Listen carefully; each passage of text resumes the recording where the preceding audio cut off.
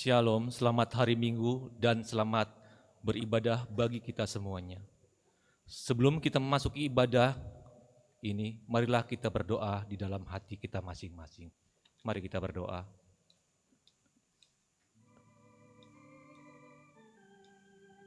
Amin. Marilah kita memuji Tuhan.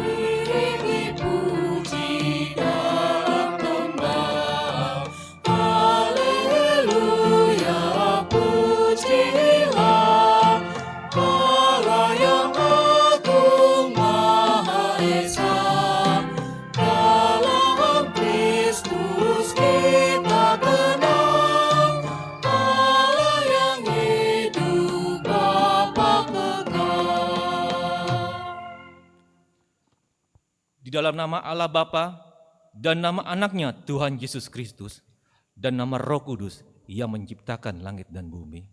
Amin. Nyanyikanlah nyanyian baru bagi Tuhan, sebab Ia telah melakukan perbuatan-perbuatan yang ajaib. Tuhan telah memperkenalkan keselamatan yang daripadanya, telah menyatakan keadilannya di depan mata bangsa-bangsa. Keselamatan telah dikerjakannya kepadanya oleh tangan kanannya, oleh lengannya yang kudus. Haleluya. Haleluya. Haleluya.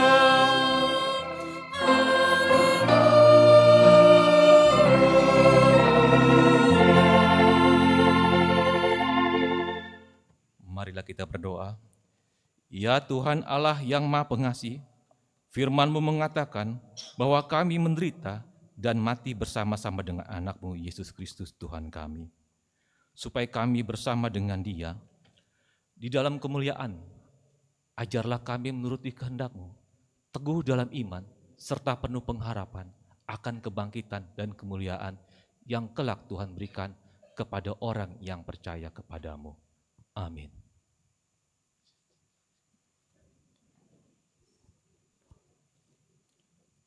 Mari kita memuji Tuhan. Serta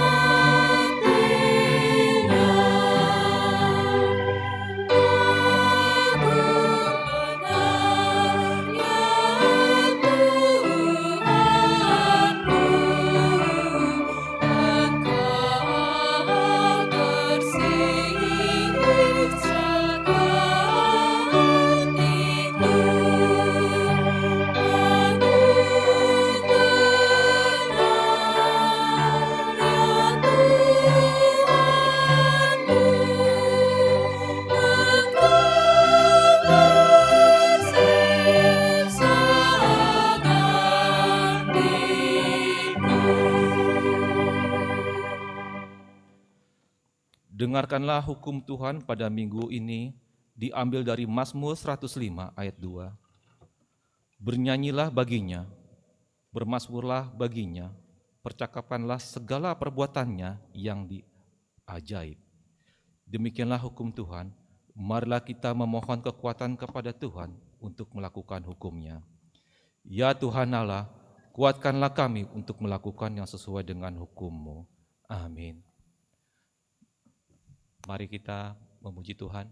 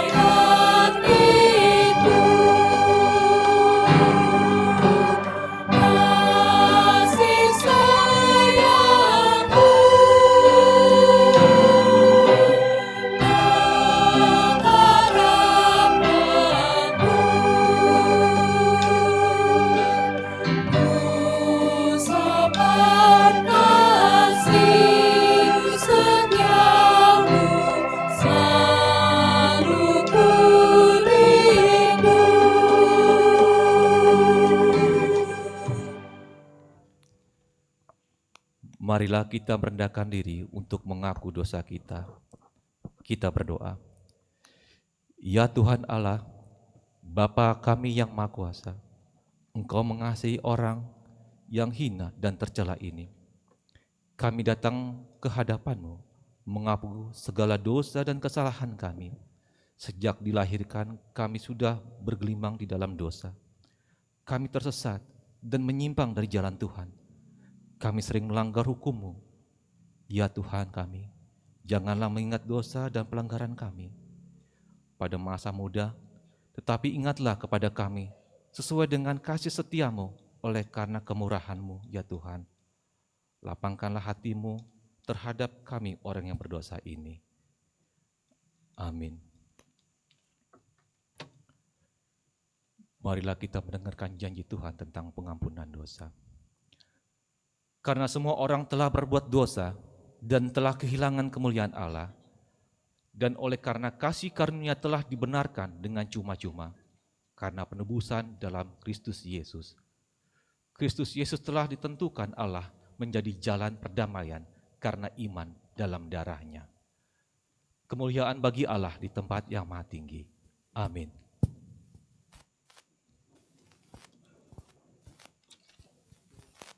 Mari kita memuji Tuhan.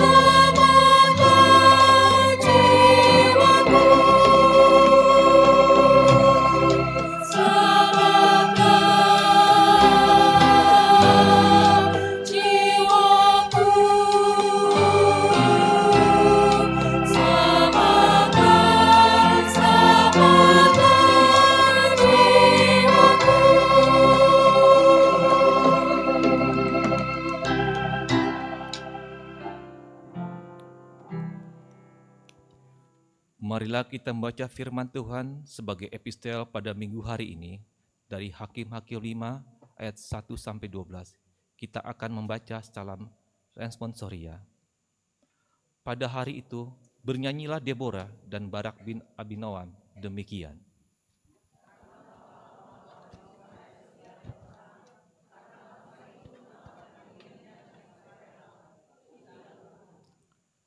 Dengarlah, ya raja-raja, pasanglah telingamu, ya pemuka-pemuka, kalau aku mau bernyanyi bagi Tuhan, bermazmur bagi Tuhan, Allah Israel.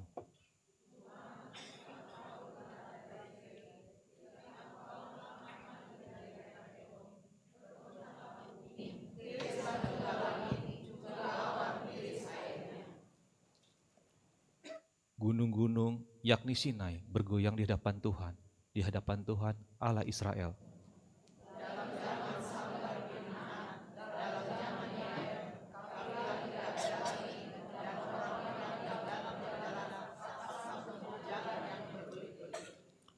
Penduduk pedusunan berdiam-diam saja di Israel, yang mereka diam-diam sampai engkau bangkit, Deborah bangkit sebagai ibu di Israel.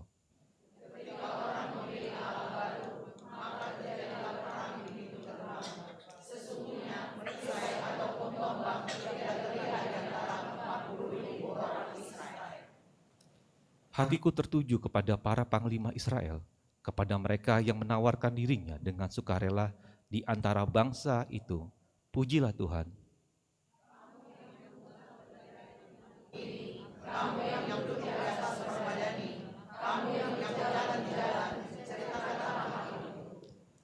Di tempat-tempat penimbangan air, menurut suara orang-orang yang berdendang, di sanalah orang menyanyikan perbuatan Tuhan yang adil.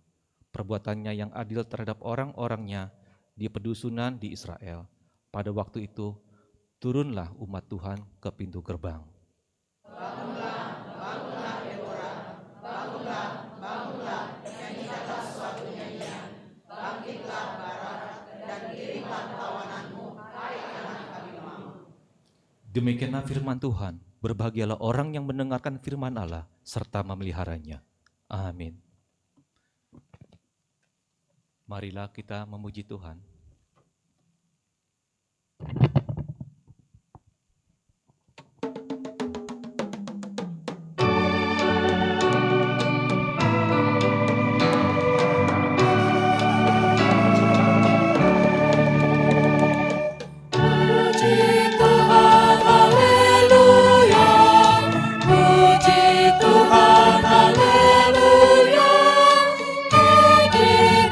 Selama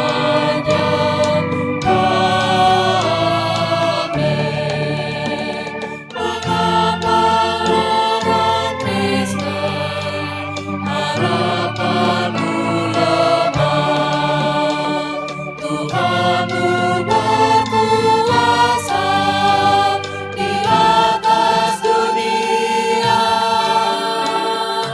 Puji Tuhan, haleluya. Puji Tuhan, haleluya. Kini dan selamanya.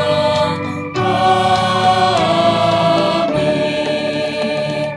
Segala sesuatu ditanggung Tuhanmu. Mengapa lagi takut? Percayalah teguh. Puji Tuhan, haleluya. Puji Tuhan, haleluya.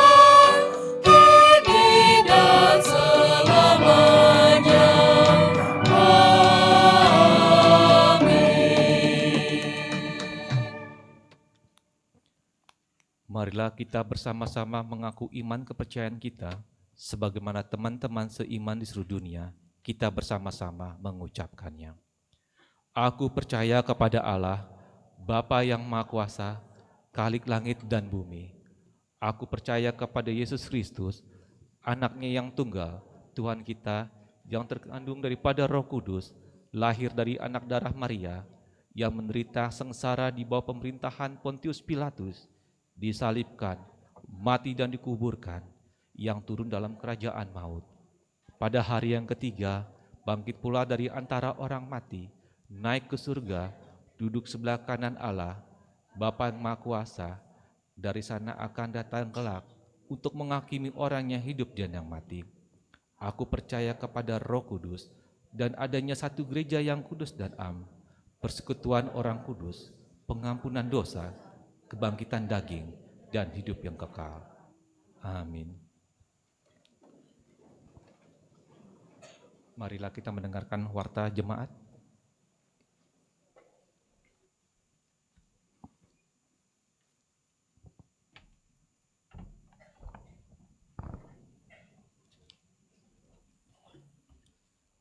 Shalom.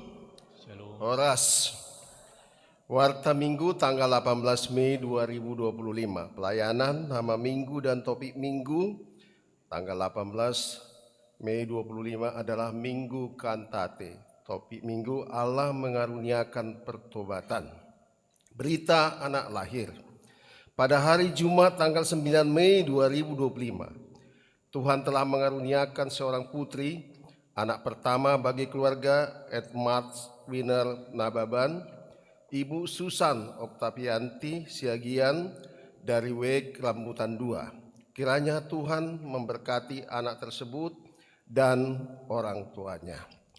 Pada hari Senin tanggal 12 Mei 2025, Tuhan telah mengaruniakan seorang putri, anak pertama bagi keluarga Roni Parhehian Simajuntak, Ibu Rizky Widya Arti Boru Pakpahan dari WEG Kramat Jati 1.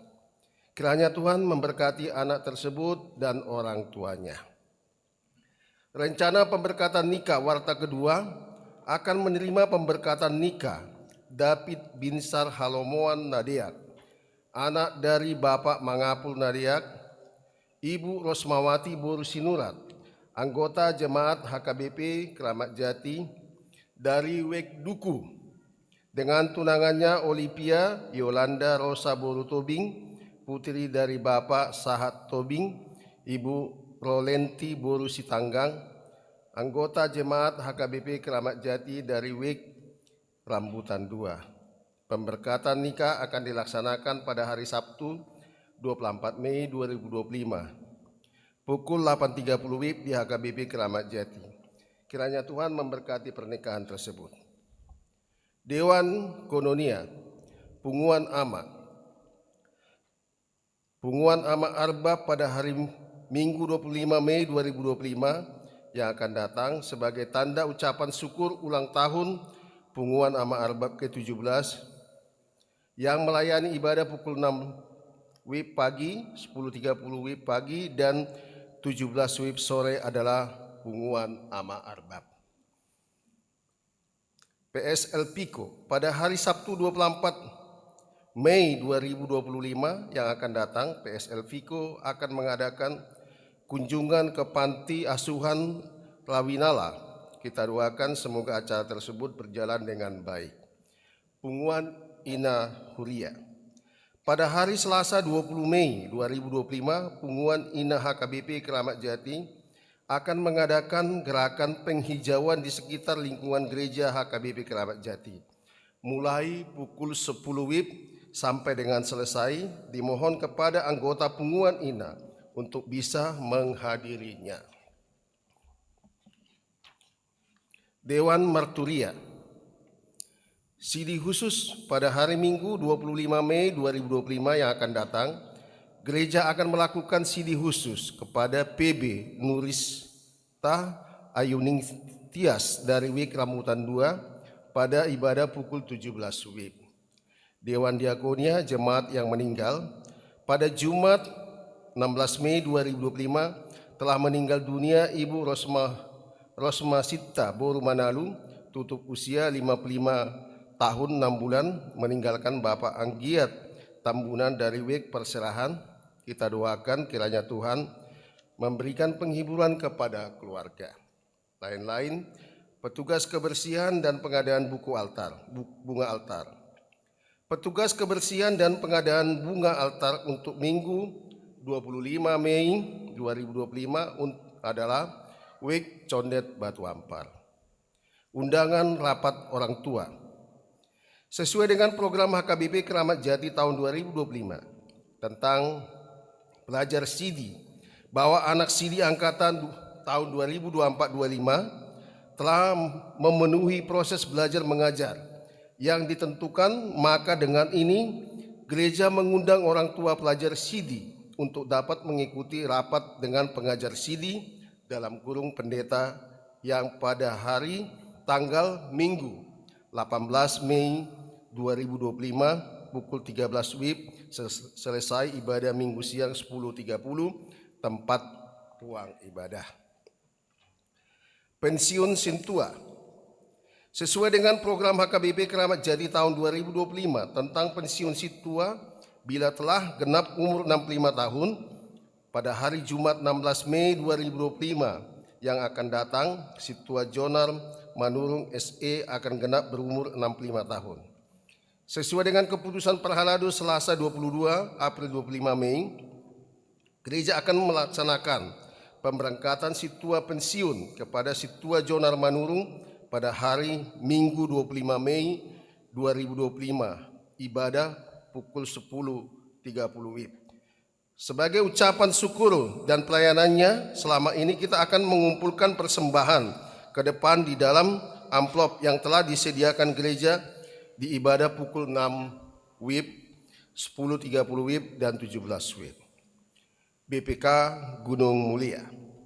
Di hari Minggu 18 Mei 2025, mulai pukul 9 sampai 10.30 WIB, BPK Gunung Mulia bersama dengan seksi SKM melakukan roadshow anti korupsi dengan tema Aku Berani Jujur, Aku Berani Disiplin, dan juga acara ini digelar buku terbitan BPK Gunung dari jam 9 sampai 10.30 WIB, bertempat di ruang serbaguna HKBP Keramat Jati. Undangan Kompen Distrik. Sesuai dengan keputusan Sinode HKBP Distrik 8 DKI Jakarta pada tanggal 3 sampai 4 Maret 2025 mengenai program kerja distrik tahun 2025, yaitu pelaksanaan Kompen Distrik, maka akan dilaksanakan Kompen Distrik bulan Mei 2025. Bersama ini kami mengundang pelayan penuh waktu dan keluarga, pendeta pensiun dan keluarga, serta Ina Sarfat, se-HKBP Distrik 8 DKI Jakarta untuk hadir dan mengikuti Kompen Distrik yang akan dilaksanakan pada hari tanggal Senin 19 Mei 2025 pukul 10 WIB sampai selesai, tempat HKBP Ujung Menteng. Adapun yang menjadi tuan atau nyonya rumah pada Kompen Distrik bulan Mei adalah HKBP Resort Taman Mini, HKBP Resort Duren Sawit, HKBP Resort Kayu Putih, HKBP Resort Ujung Menteng, HKBP Resort Jatiwaringin, dan HKBP Resort Ebenezer Kanal Timur. Maaf. Undangan rapat resort. Dalam rangka menetapkan program HKBP Resort Keramat Jati 2025, maka dengan ini Parhalado Resort HKBP Keramat Jati rapat resort yang akan diadakan pada hari tanggal Sabtu 24 Mei 2025 pukul 8.30 sampai selesai. Tempat ruang konsistori HKBP Keramat Jati. Peserta rapat pendeta resort, majelis Parhalado Resort, seorang utusan penetua yang tergabung ke resort, semua pelayan penuh waktu pendeta fungsional, seorang utusan MPA dari setiap jemaat dalam resort, seorang utusan dari setiap kategorial, seorang utusan dari setiap dewan. Demikian warta minggu ini.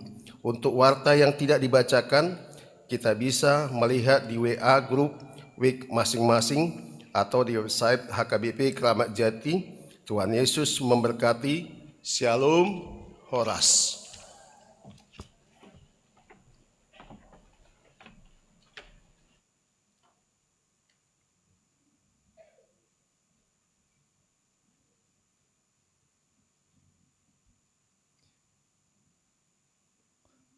Marilah kita mendengarkan paduan suara dari El Pico.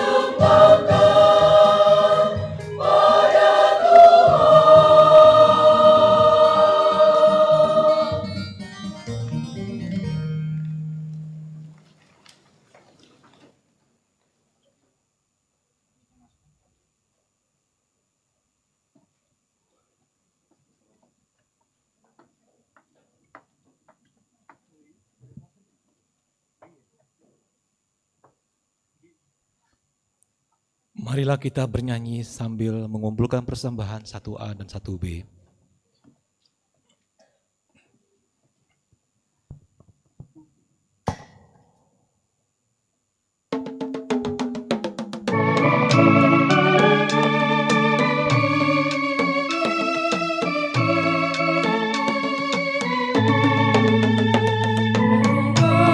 Besar di kehidupanku, sejak Yesus di hatiku.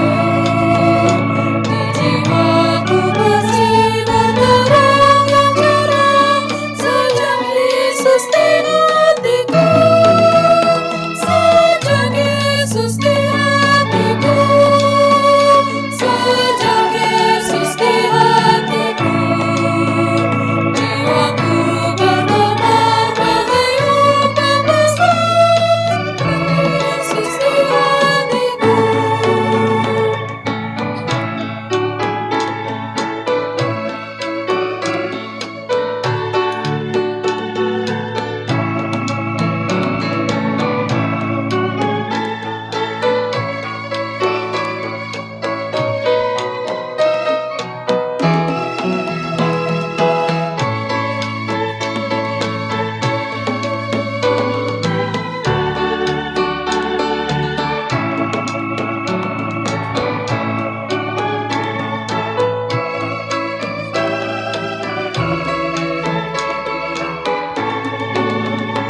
Aku tobat kembali ke jalan benar, sejak Yesus di hatiku. Dan dosaku dihapus, jiwaku segar, sejak Yesus di hatiku. Sejak Yesus di hatiku. Sejak Yesus di hatiku. Jiwaku bergumar bagai ombak besar, sejak Yesus di hatiku.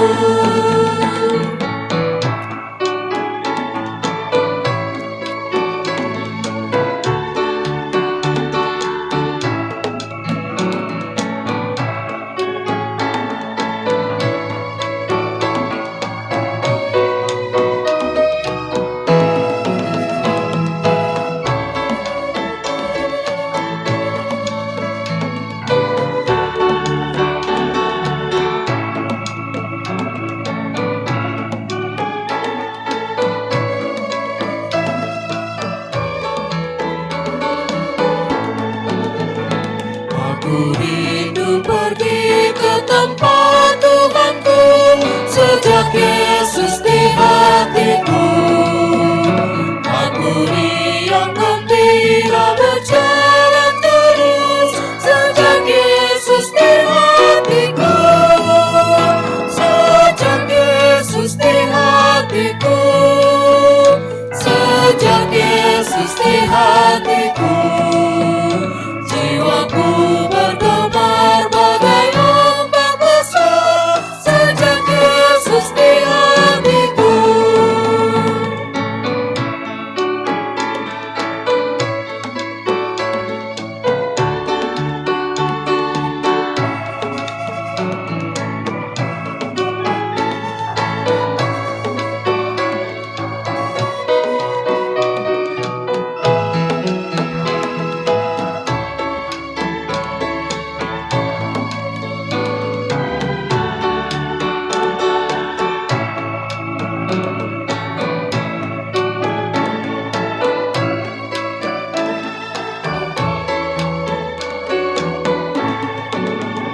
Perubahan besar di kehidupanku, sejak Yesus di hatiku. Di jiwaku bersinar terang yang cerah, sejak Yesus di hatiku. Sejak Yesus di hatiku. Sejak Yesus di hatiku. Jiwaku bergumar bagai ombak besar, sejak Yesus di hatiku.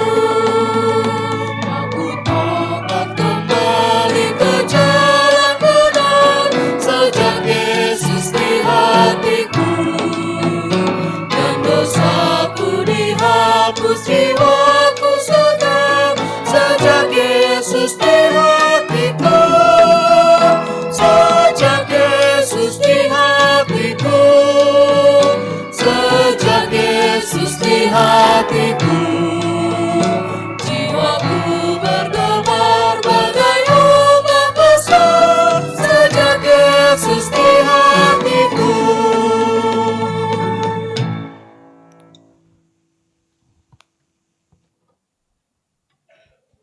Damai sejahtera Allah yang melampaui segala akal, itulah yang memelihara hati dan pikiranmu di dalam Kristus Yesus Tuhan kita. Amin. Shalom.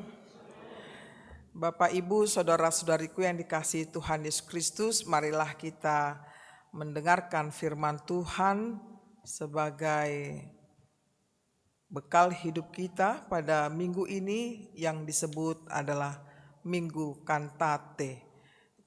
Kita baca secara responsoria dari kitab Kisah Para Rasul 11 ayat 1 sampai 18. Marilah kita membacanya secara bergantian. Marilah kita mulai. Rasul-rasul dan saudara-saudara di Yudea mendengar bahwa bangsa-bangsa lain juga menerima firman Allah.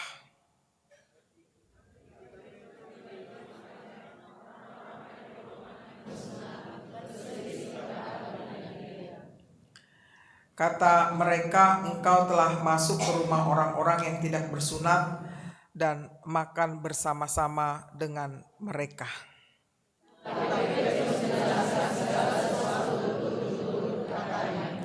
Aku sedang berdoa di kota Yope, tiba-tiba rohku diliputi kuasa ilahi dan aku melihat suatu penglihatan, suatu benda berbentuk kain lebar yang bergantung pada keempat sudutnya diturunkan dari langit sampai di depanku.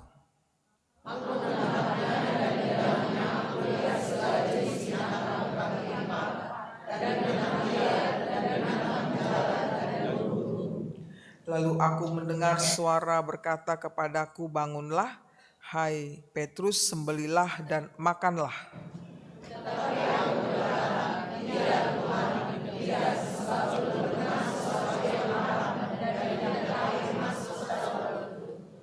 Akan tetapi untuk kedua kalinya suara dari surga berkata kepadaku, apa yang dinyatakan halal oleh Allah tidak boleh engkau nyatakan haram.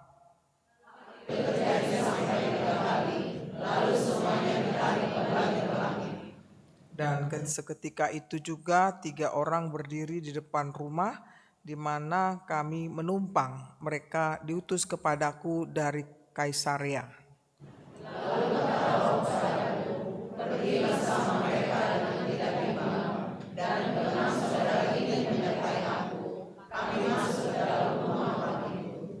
Dan ia menceritakan kepada kami bagaimana ia melihat seorang malaikat berdiri di dalam rumahnya dan berkata kepadanya, suruhlah orang ke Yope untuk menjemput Simon yang disebut Petrus. Ia akan menyampaikan suatu berita kepada kamu yang akan mendatangkan keselamatan bagimu dan bagi seluruh isi rumahmu. Dan ketika aku mulai berbicara, turunlah Roh Kudus ke atas mereka sama seperti dahulu ke atas kita. Maka aku akan perkataan Tuhan, Yohanes membaptis dengan air, tetapi kamu akan dibaptis dengan Roh Kudus. Jadi jika Allah memberikan karunia-Nya kepada mereka sama seperti kepada kita pada waktu kita mulai percaya kepada Yesus Kristus, bagaimanakah mungkin aku mencegah dia? Ketika mereka mendengar hal itu, mereka menjadi tenang, lalu memuliakan Allah, katanya. Jadi kepada bangsa-bangsa lain juga Allah memuliakan kekuatan yang membimbing kepada kita. Demikian bunyinya. Bapak, Ibu, saudara-saudara yang dikasihi Tuhan Yesus, marilah sejenak kita merenung akan diri kita yang sudah sekian lamanya kita menjadi Kristen. Satu pertanyaan yang muncul tentang apakah aku sudah bertobat?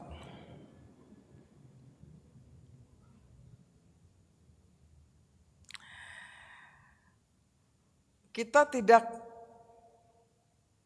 sadar bahwa selama kita mengikut Tuhan, kita pikir nggak perlulah dengan kata bertobat.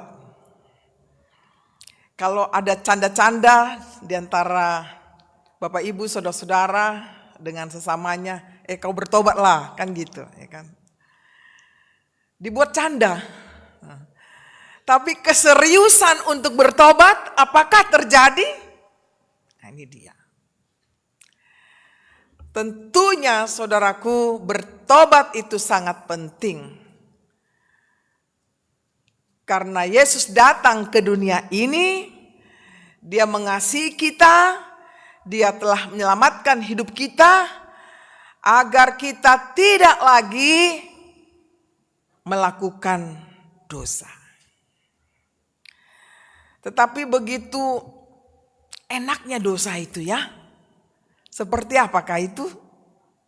Makanankah? Atau bagaimana dosa itu, Amang Inang? Sepertinya nggak berdosa. Misalnya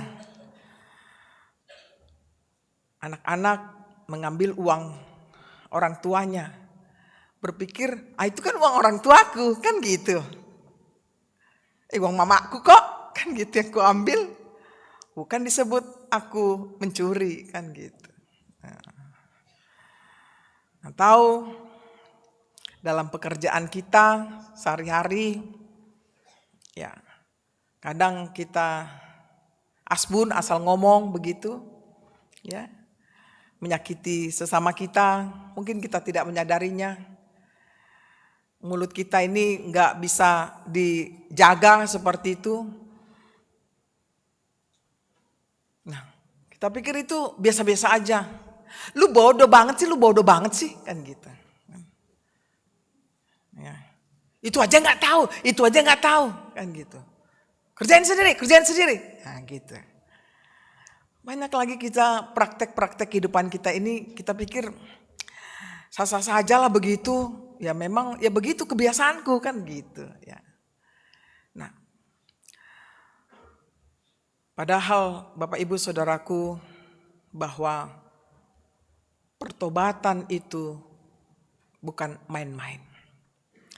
Dengan kita betul-betul meninggalkan akan kesalahan kita, dosa kita, tidak melakukannya lagi dan tidak melakukan hal yang baru lagi tentang berbuat dosa, kita sudah disebut adalah sudah bertobat.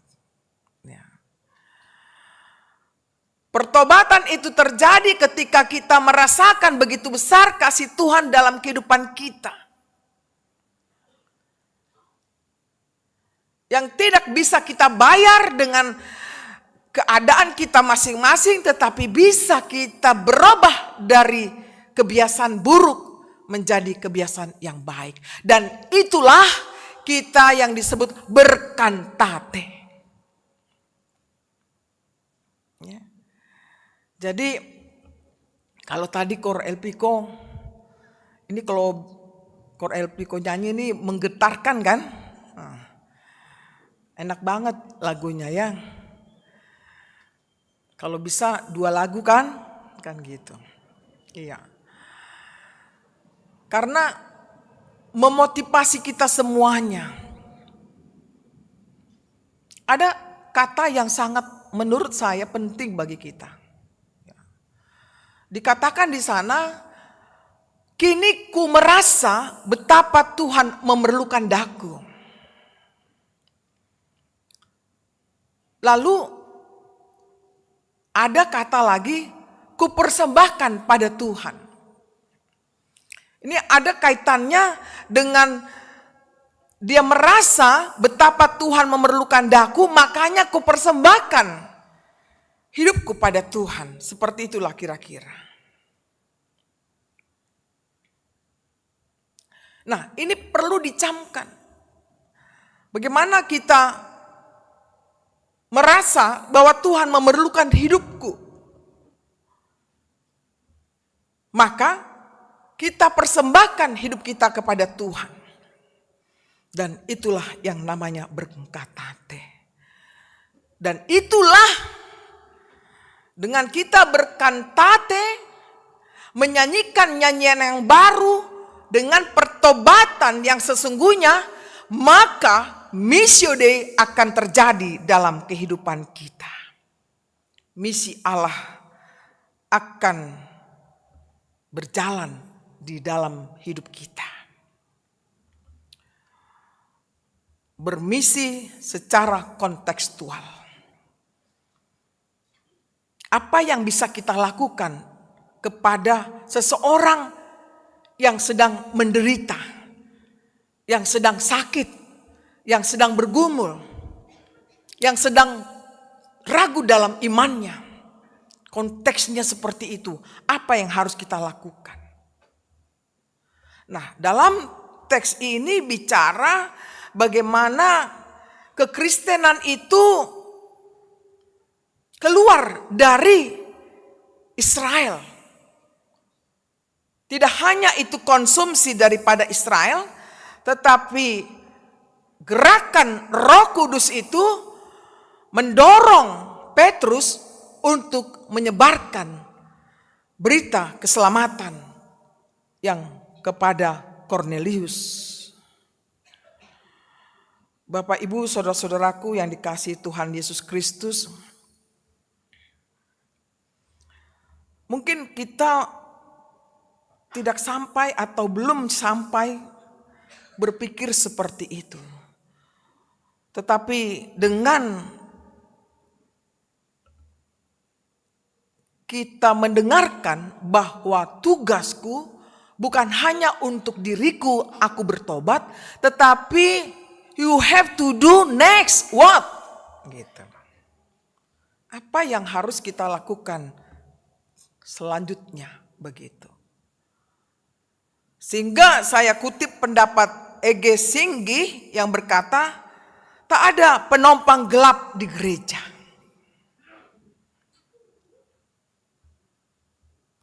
Ibaratnya kalau kita naik bus dulu, saya ingat itu ya.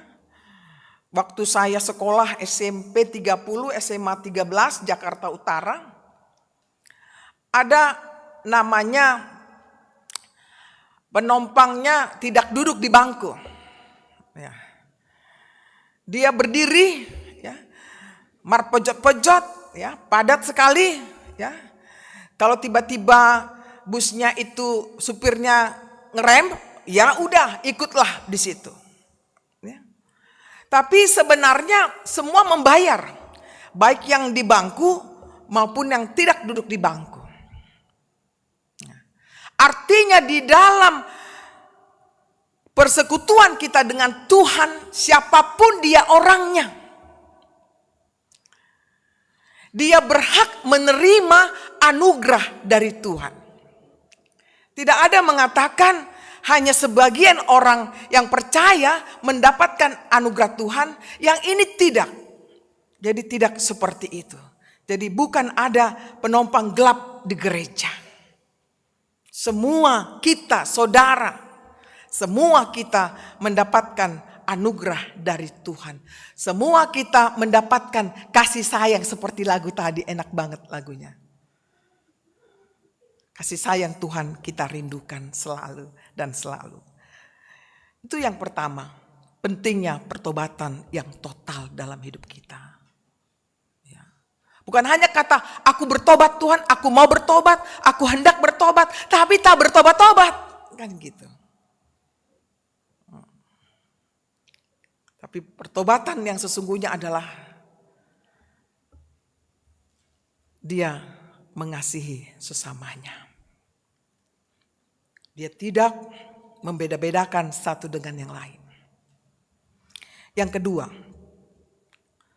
bahwa semakin dihambat, semakin merambat.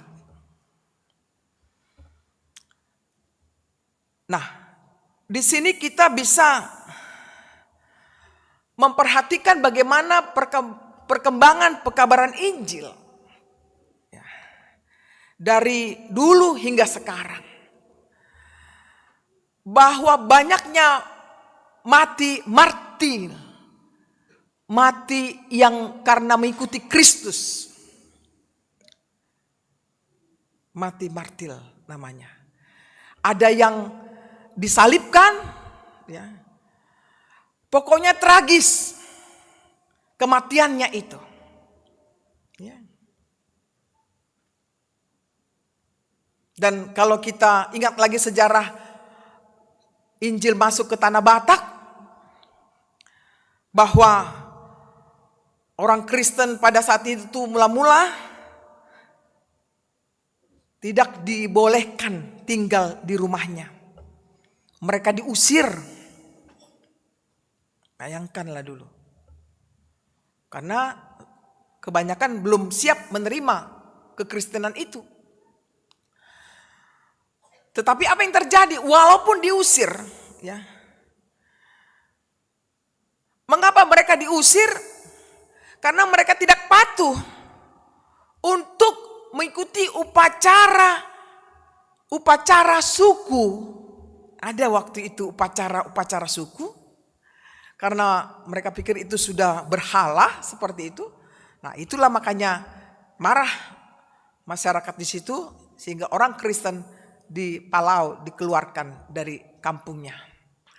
Tapi apa yang terjadi 7 tahun kemudian, pertambahan kekristenan di saat itu sejumlah 1.250 jiwa. Lalu apa yang terjadi 10 tahun kemudian, tahun 1881 menjadi 6.250 jiwa.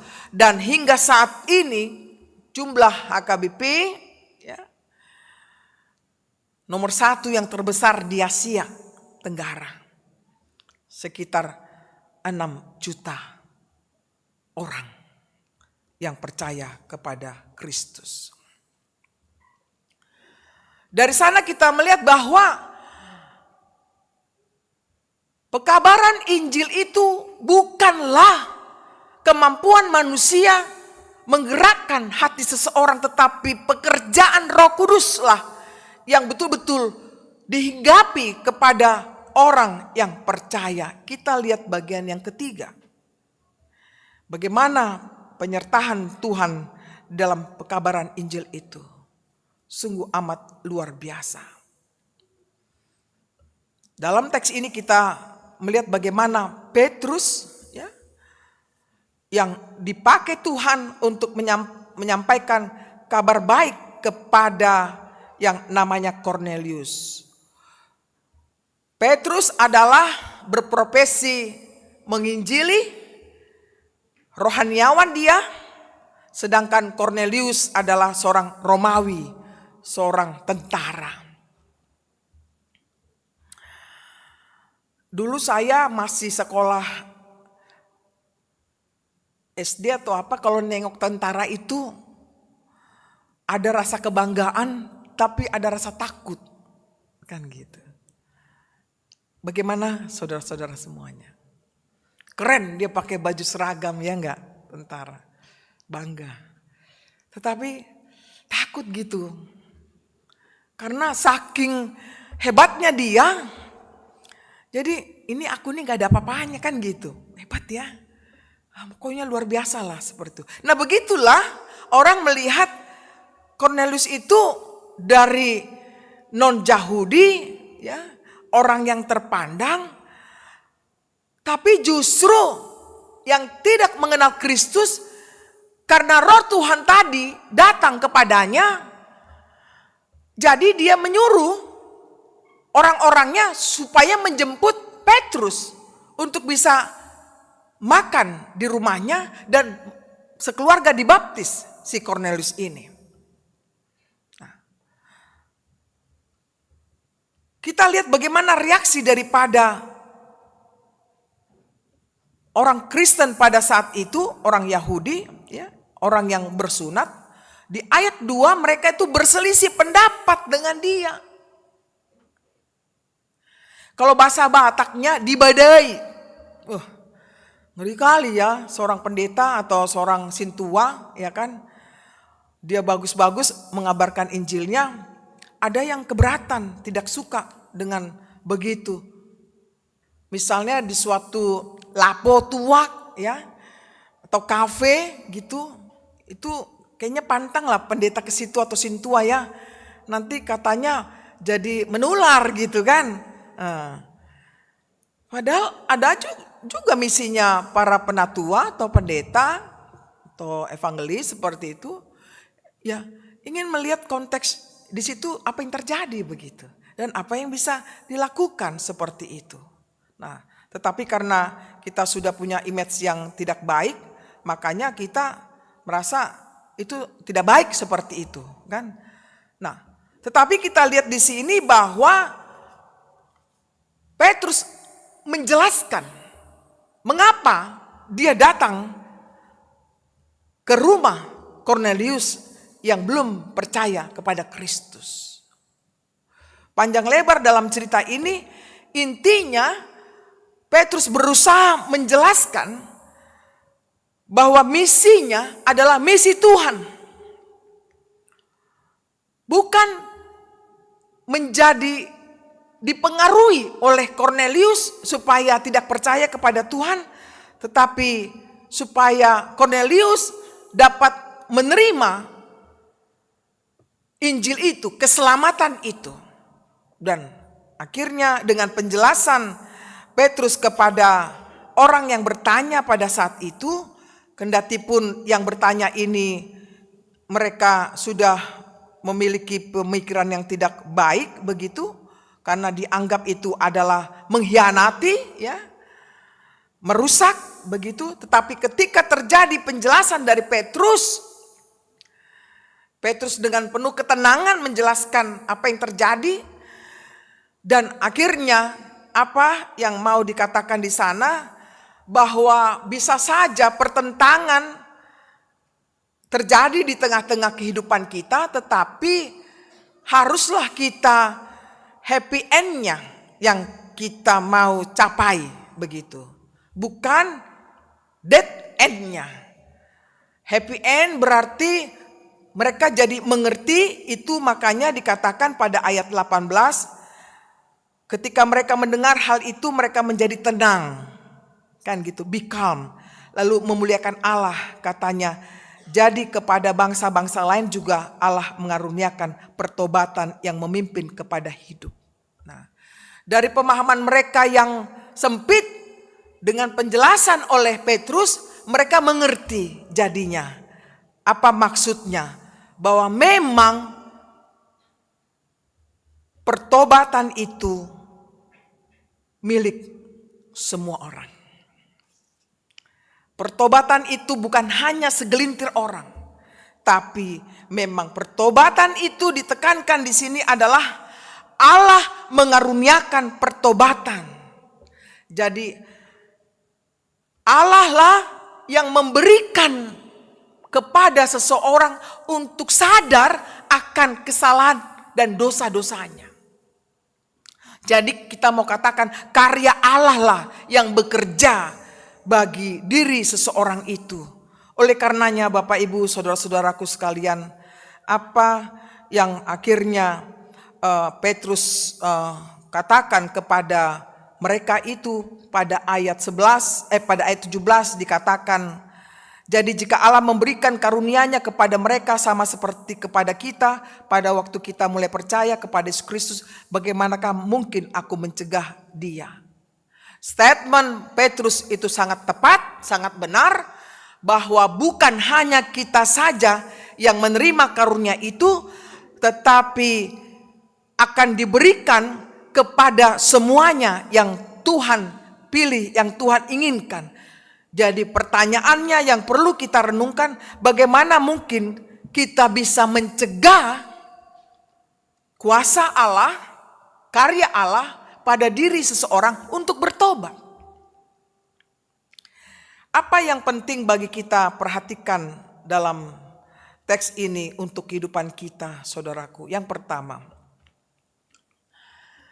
tentu menjadi orang Kristen tidaklah mudah. Dia menghadapi tantangan. Tapi yang pasti bagaimana kita menghadapi tantangan di dalam memberitakan Injil itu. Tantangannya umpamanya, ya, ketika kita ingin melamar pekerjaan, ternyata tidak tertulis tapi tersirat mengatakan ini Kristen ini, kan gitu. Dan ada adik saya, ya, saudara saya, ya, dia sekarang direktur rumah sakit Cengkareng, sangat cemburu orang-orang di sana karena semua pada pakai jilbab. Adik saya Kristen, tulen. Kok bisa ini ya? Kok bisa? Mereka gak terima lah gitu. Tetapi itu penunjukan daripada gubernur. Dia menghadapi tantangan menjadi orang Kristen, memimpin rumah sakit Cengkareng. Bagaimana dia menghadapinya? Dia katakan, aku gak akan takut. Tetap saya lakukan yang terbaik buat Tuhan. Karena saya diberikan jabatan ini bukan karena kekuatan saya. Karena Tuhan. Jadi Tuhanlah yang menolong saya. Luar biasa, dia berani tegas menghadapi semua tantangan di sana. Dan banyak lagi kita, ya, di tengah keberagaman, kemajemukan ini, seharusnya kita punya posisi yang tinggi levelnya, tetapi karena dilihatnya, ini Kristen. Ada di instansi-instansi tertentu, ya, jarang sekali orang Kristen bisa top. Walaupun dia pintar, walaupun dia sopan, walaupun dia sangat baik, susah untuk dipilih. Tapi ada orang yang tidak pintar-pintar, tidak baik-baik, bisa. Nah itu dia. Itulah yang terjadi di dunia persilatan ini. Kira-kira begitulah bahasanya. Ya kan? Gitu. Jadi kita harus siap tantangan gitu. Ya. Nanti kalau ada ditulis lamaran itu agamanya apa? Buat aja Kristen Protestan. Kenapa? Ya. Nanti gak diterima Inang. Ya, kamu mau jadi apa? Mau agama apa? Kan gitu. Tetap kita katakan berani. Saya Kristen seperti itu. Nah, udah gitu, ini anak muda bergaul dengan banyak agama lain. Ya, tantangannya begitu. Aku lihat dia cantik deh, lihat dia tampan, boleh dah. Tapi agamanya nggak sama, kan gitu. Aduh gimana nih? Hatiku kayaknya suka sama dia. Tapi nanti babeku marah-marah dah. Emakku marah-marah nanti nih. Kayak mana ini? Udahlah, pacaran di apa aja, sembunyi-sembunyi aja kan gitu. Gimana itu? Lebih menonjol keduniawian dalam kehidupan kita. Tidak memikirkan bahwa itu baik atau tidak. Kan begitu. Tergoda kita. Karena cantiknya cewek itu pintar lagi. Gak peduli agamanya apa. Jangan dong. Ya kan? Harus nomor 1. Agamanya Kristen Protestan. Ya saya fanatik memang. Yang kedua. Apa pesan Nats ini adalah bagaimana kita hadir di tengah-tengah kehidupan yang majemuk ini, membangun perjumpaan. Ya. Membangun jembatan untuk bercerita tentang Yesus yang maha baik. Mungkin tidak dengan kata-kata, dengan sikap tindakan kita yang bisa menjadi teladan bagi mereka. Kalau orang Kristen itu keren deh, keren, baik sekali. Guru itu ramah ya, nilainya bagus-bagus, murid-muridnya dibikin. Kan? Padahal bukan pintar-pintar banget muridnya itu. Tapi karena dia Kristen, udah capek-capek dia belajar. Gak apa-apa lah dikasih nilai. Ini banyak nih guru-guru di sini kan gitu. Ya kan? Terus ramah kepada murid-muridnya kan gitu. Yang non-Kristen begitu. Jangan kita Kristen marah-marah kepada mereka itu. Murid-murid kita yang tidak sesama dengan kita. Tidak. Harus kita lebih sayang kepadanya kan begitu. Supaya ada nilai yang mereka bisa lihat bahwa itu tiruan ya, teladan bagi kita. Ya, gitu. Ini kita harus pertobatan yang seperti itu harus kita lakukan juga. Yang ketiga, bagaimana kita menjalani kehidupan ini adalah kita betul-betul persekutuan dengan Tuhan itu kuat gitu loh. Ya. Dengan tuntutan daripada Roh Kudus, ya. Kalau kita baca Kisah Para Rasul 1 ayat 8 di mana Roh Kudus itu diberikan kepada kita untuk memberitakan firman-Nya. Ya. Saya baca Kisah Para Rasul 1 ayat 8. Tetapi kamu akan menerima kuasa kalau Roh Kudus turun ke atas kamu, dan kamu akan menjadi saksiku di Yerusalem dan seluruh Yudea dan Samaria dan sampai ke ujung bumi. Inilah yang harus kita aminkan, bahwa perjalanan hidup kita digerakkan oleh Roh Kudus. Dan juga dikatakan bahwa tubuhmu adalah baitku, kata Tuhan. Ini kalau saya sindir kepada para perokok, udah, gimana nih yang ini? Gimana ini? Apakah belum bertobat yang merokok? Ya jawab aja lah sendiri ya, bertobat atau tidak. Tetapi kalau memang Roh Kudus bekerja di dalam hidup kita, ya, jagalah tubuh kita itu, karena itu tempat Allah di sana yang memimpin hidup kita. Andalkanlah Roh Kudus itu sehingga pemberitaan Injil, ya, terjadi boleh. Ya. Ini para penatua atau pemberita Injil, ya kan, termasuk pendeta, menyampaikan firman Tuhan nggak asal cuap-cuap begitu. Itu bersama dengan Roh Kudus memimpin agar firman Tuhan itu sampai ke tengah-tengah kehidupan orang yang mendengarkannya. Kami ini alatnya, ya, instrumental Allah kami ini. Dan kita semua juga sebagaimana tugas kita dimanapun kita berada. Begitu. Nah, satu hal lagi, bahwa yang poin keempat, tugas orang percaya adalah di dalam konfesi bindu pasal yang ke-8 bahwa kita memberitakan firman-Nya. Lalu tiga tugas panggilan kita, koinonia, marturia, diakonia, yang menyangkut pemberitaan Injil adalah marturia. Jadi marturia itu milik kita semuanya. Koinonia juga kita, marturia juga kita, diakonia juga kita.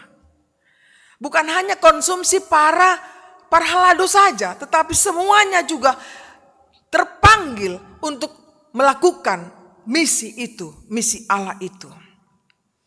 Sehingga tidak ada kita melakukan eksklusif terhadap sesama kita, tertutup, tidak begitu. Bagaimana Petrus menjadi contoh teladan bagi kita, bahwa dia terbuka untuk memberitakan firman Tuhan, demikian juga kita. Terhadap orang lain, ya, visi HKBP adalah sifatnya inklusif. Itulah visi kita.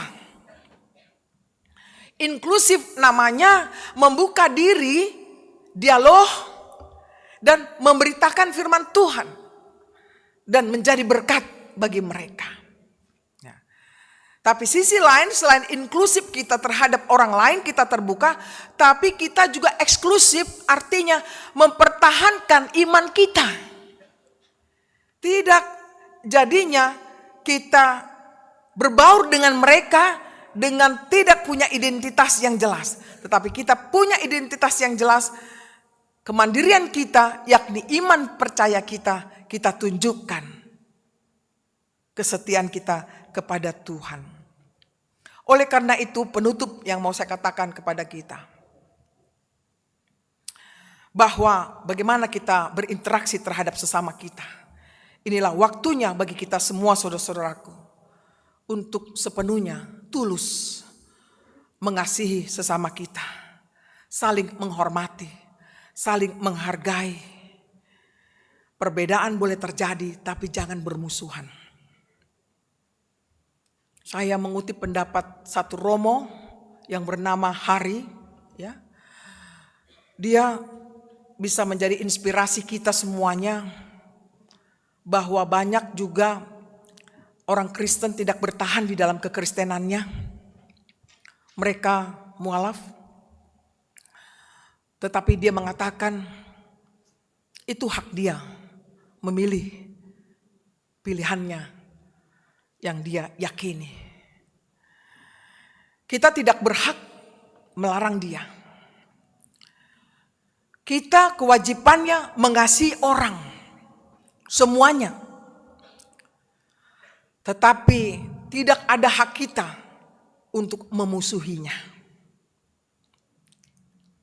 Inilah Bapak Ibu saudara-saudaraku, di tengah perbedaan yang sangat jelas, di tengah kemajemukan baik agama, baik suku, baik pekerjaan, baik pendidikan. Terkadang kita menempatkan diri kita eksklusif, merasa orang yang dikasih Tuhan saja, orang lain itu tidak. Saya kira kita berubah pemikirannya seperti itu. Siapapun dia, kita memandang bahwa Kristus juga memberikan kesempatan untuk mereka mendapatkan anugerahnya. Jadi not only you and me, but others also juga. Untuk mereka juga memperoleh anugerah dari Tuhan. Oleh karena itu, mari kita bergandeng tangan. Di mana kita berada, apa pekerjaan kita, bahwa tugas kita adalah bagaimana kita bisa berkantate, meninggikan Tuhan, memuliakan Tuhan, dan mereka akhirnya percaya kepada Kristus Yesus. Dan kita sangat bahagia kalau semakin banyak orang yang percaya kepada Kristus Yesus. Bukan oleh karenanya, mari jangan diam, jangan berhenti, jangan hanya cuman berdoa, tapi inilah kesempatan bagi kita untuk give to them love of God, kasih Tuhan yang kita mau sinari dalam kehidupan mereka. Sebagaimana besarnya kasih Tuhan yang kita terima dalam kehidupan kita, mereka juga berhak menerima anugerah Tuhan itu. Mari, amin. Mari kita berdoa. Terima kasih Tuhan, kalau minggu ini kami diingatkan oleh firman-Mu, agar kami melakukan tugas panggilan yang mulia, memberitakan firman-Mu selagi kami bisa, selagi kami ada. Karena Engkau juga mengaruniakan keselamatan itu bagi mereka. Tuhan, bukalah hati kami untuk bersedia melakukan panggilan-Mu ini yang suci, yang mulia ini. Beri kami kemampuan, baik berkata-kata, berpikir, bertindak, untuk dapat memberitakan kabar baik-Mu itu Tuhan di tengah kehidupan mereka. Bapa di surga, terlebih baharui hidup kami, agar lebih dahulu kami melihat diri kami, kedalaman diri kami, siapakah kami ini Tuhan. Kami ini orang yang sangat berdosa, tetapi karena karunia-Mu kami diberikan kesempatan untuk bertobat. Kiranya Tuhan, pertobatan itu betul-betul terjadi dalam kehidupan kami. Kami berkomitmen untuk bermisi di tengah dunia ini. Karena sudah banyak tuayan, tetapi pekerjanya sedikit. Oleh karena itu, utuslah kami Tuhan untuk menuai, untuk membawa mereka kepadamu Tuhan. Dan kami bersorak-sorak, berkantate, meninggikan Engkau, memuliakan Engkau setinggi-tingginya dalam kehidupan kami. Bekalilah kehidupan anak-anak-Mu ini Tuhan dalam firman, agar mereka terus belajar dan menerapkan dalam kehidupan mereka sehari-hari dimanapun mereka berada. Kami berdoa bagi mereka Tuhan semuanya anak-anak-Mu, mulai dari yang baru lahir sampai yang sudah dewasa, yang dalam pendidikan sekolahnya Tuhan tuntun mereka agar mereka dapat aktif belajar dengan baik dan akhirnya mereka mendapatkan cita-cita mereka kelak. Dan bagi mereka yang sudah bekerja, biarlah mereka merendahkan hati mereka dan semakin giat bekerja. Bagi mereka yang belum mendapat pekerjaan yang sudah lama menanti Tuhan, tolonglah karuniakan mereka kesempatan untuk dapat bekerja untuk kehidupan mereka.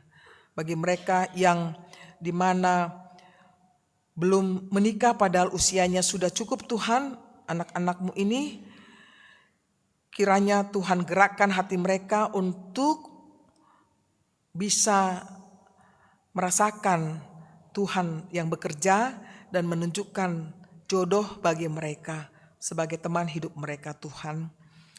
Begitu juga bagi setiap rumah tangga yang belum dikaruniai anak, mereka menunggu sudah lama, berikanlah mereka Tuhan sehingga mereka boleh berbahagia dalam menjalani kehidupan mereka.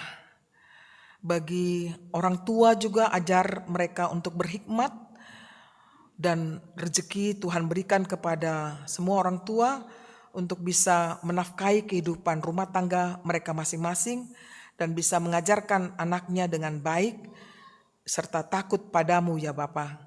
Demikian juga mereka yang tidak punya suami karena sudah lebih dulu meninggal, mereka adalah janda-janda Tuhan. Kiranya Tuhan hibur hati mereka, kuatkan mereka, dan mampukan mereka bisa memimpin keluarganya dimanapun mereka berada. Dan bagi mereka yang sudah tua lansia Tuhan, yang tentunya banyak sakit penyakit di mana-mana, kiranya Tuhan berikan kekuatan dan juga sukacita bagi mereka. Biarlah setiap para lansia Tuhan yang memiliki poparan, kiranya Tuhan berkati poparan mereka semuanya, agar mereka boleh berbahagia di masa tua mereka. Kami berdoa juga Tuhan buat khusus orang-orang yang sakit, siapapun mereka jemaat-Mu yang sakit ini Tuhan, kiranya Engkau jamah tubuh mereka yang lemah, tak berdaya, biar dengan obat, dengan juga makanan, perhatian dokter ataupun perawat atau keluarga, kiranya Tuhan memberikan mereka semangat untuk menjalani kehidupan sehingga mereka boleh sembuh Tuhan dari penyakitnya. Demikian juga kami mau berdoa Tuhan semua rencana-rencana daripada anak-anak-Mu ini, terutama jemaat-Mu yang mengikuti live streaming ini Tuhan dan juga yang hadir pada saat ini, kiranya Engkau dengarkan semua rencana-rencana mereka Tuhan ke depannya. Kami percaya Tuhan memberikan yang terbaik bagi kehidupan anak-anak-Mu semuanya ini. Demikian juga buat para pelayan-Mu Tuhan, khususnya di HKBP Keramat Jati ini, dan dimanapun juga mereka berada pada saat ini, kiranya Engkau pimpin semua para hamba-Mu, biarlah mereka melakukan kehendak-Mu dan berkati kehidupan mereka dan rumah tangga mereka. Dan pemimpin negara kami ini juga Tuhan, dari yang tertinggi sampai yang terendah, biarlah mereka bisa menjalankan tugas untuk masyarakat sehingga hidup di dalam kesejahteraan dalam keadaan dunia yang sangat mengkhawatirkan akibat krisis di mana-mana, tetapi kami punya Allah yang hidup memberikan hikmat, kemampuan, kepintaran, kebajikan kepada para pemimpin kami sehingga mereka melakukan tugasnya punya hati nurani yang baik Tuhan, bisa memimpin bangsa dan negara kami ini. Bapa di surga, begitu juga pemimpin gereja-Mu dimanapun mereka berada, khususnya HKBP dari tingkat pusat sampai tingkat lokal, kiranya Engkaulah yang selalu memimpin pemimpin kami Tuhan, mereka boleh melakukan tugasnya dengan baik dan menjadi berkat bagi banyak orang. Bapa di surga, kami sadar bahwa kami banyak dosa. Kiranya Tuhan mengampuni kami, mengasihi kami, dan mengajar kami untuk melakukan kebaikan-kebaikan bagi banyak orang. Terima kasih Bapa. Inilah doa kami yang kurang sempurna, kami serahkan hanya di dalam nama Yesus Kristus Tuhan kami. Amin. Mari kita bernyanyi sambil mengumpulkan persembahan kita.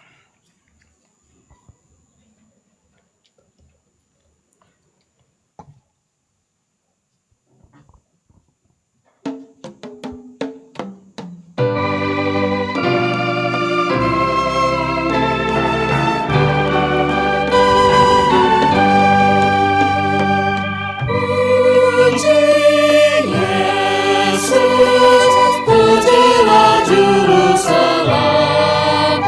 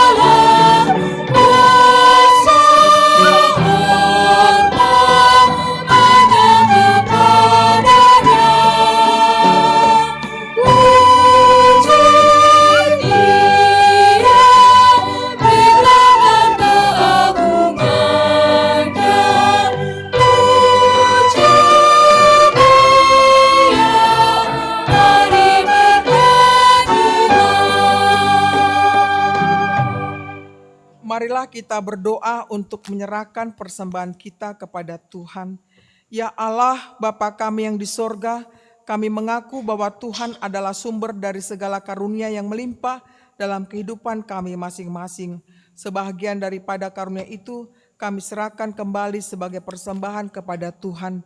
Terimalah dan berkatilah persembahan umat-Mu ini agar dapat kami pergunakan untuk pekerjaan dan pelayanan kerajaan Tuhan di dunia ini. Bukalah hati kami untuk mengenal betapa banyak berkat dan karunia yang kami peroleh dari Tuhan, supaya kami senantiasa bersyukur kepadamu di dalam nama Yesus Kristus Tuhan kami. Amin.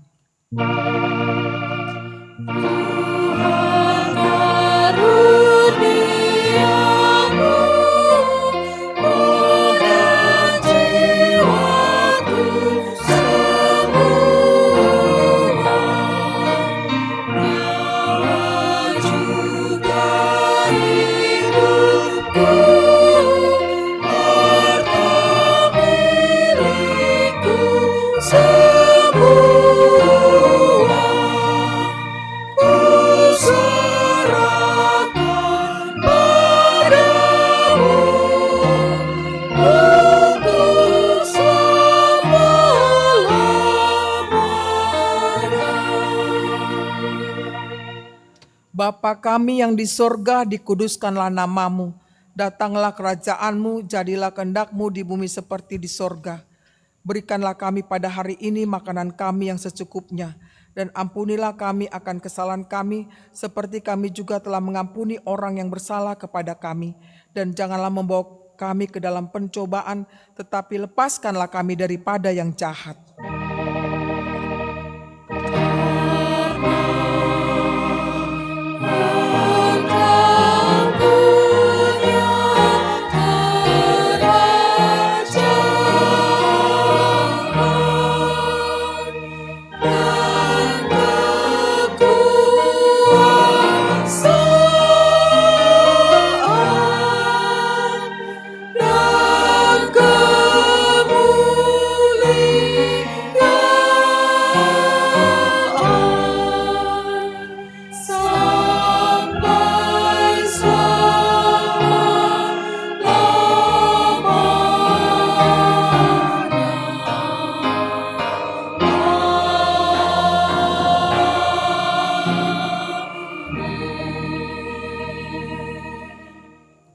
Pulanglah dengan damai sejahtera dan terimalah berkat Tuhan. Tuhan memberkati engkau dan melindungi engkau. Tuhan menyinari engkau dengan wajah-Nya dan memberi engkau kasih karunia. Tuhan menghadapkan wajah-Nya kepadamu dan memberi engkau damai sejahtera.